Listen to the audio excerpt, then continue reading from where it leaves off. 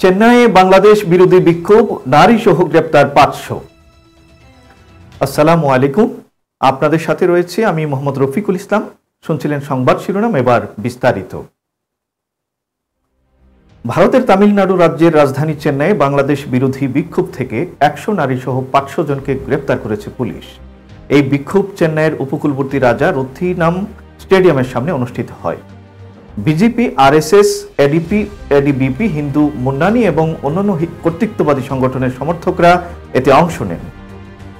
ভারতের সংবাদ মাধ্যম টাইমস অফ ইন্ডিয়ার প্রতিবেদনে বলা হয়েছে, বিক্ষোভের নেতৃত্ব দেন হিন্দু মুন্নানি সংগঠনের প্রধান রাজু, সাবেক গভর্নর তামিলিসাই সুন্দরাজান, আরএসএস কর্মী কেশভা বিনয়াগম, বিজেপি নেতা কারু নাগরাজান এবং ভিপি দুরাইস্বামী এই বিক্ষোভে অংশগ্রহণ করেন।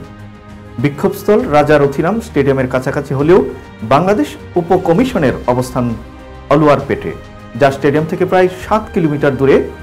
স্থানীয় সাংবাদিকদের দাবি, বিক্ষোভকারীরা উপ হাইকমিশনের দিকে যাওয়ার চেষ্টা করেনি। কয়েক বছর আগে চেন্নাইয়ে বাংলাদেশ উপ হাইকমিশনার চালু হয়। সাম্প্রতিককালে বাংলাদেশ ভারত সম্পর্কে টানাপোড়েনের মধ্যে এ ধরনের বিক্ষোভ পরিস্থিতি আরো উত্তপ্ত করে তুলতে পারে বলে বিশেষজ্ঞরা মনে করেছেন। এই ছিল এখনকার সংবাদে। পরবর্তী সংবাদ দেখার আমন্ত্রণ জানিয়ে এখানেই শেষ করছি। আল্লাহ হাফেজ।